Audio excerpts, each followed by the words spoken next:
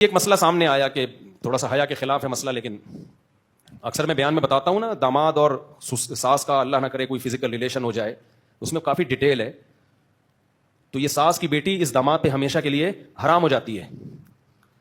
اسی طرح اللہ نہ کرے بہو اور سسر کا کوئی فزیکل ریلیشن ہو جائے تو یہ بہو اس سسر کے بیٹے پہ ہمیشہ کے لیے حرام ہو جاتی ہے۔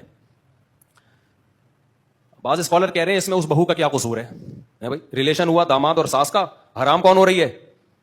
بہو ہو رہی ہے۔ نکاح کس کا ختم ہو رہا ہے؟ بہو اور داماد کا نا۔ داماد کا اللہ نہ کرے اپنی ساس سے کوئی ریلیشن ہو گیا تو ہم حرام کون؟ یہ اس ساس کی بیٹی پہ یہ شوہر کیا ہو جائے گا اس کا؟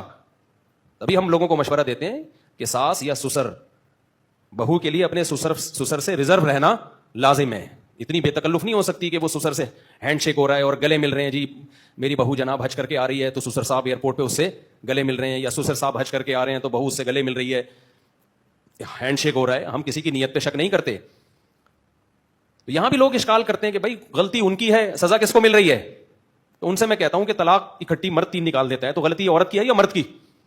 بولتے کیوں نہیں؟ مرد کی ہے تو سزا کس کو مل رہی ہے؟ دیکھنے میں سزا کس کو مل رہی ہے؟ عورت کو مل رہی ہے، گھر اس کا اجڑ رہا ہے، اس کا بھی اجڑ رہا ہے، اس کا بھی تو اجڑ رہا ہے۔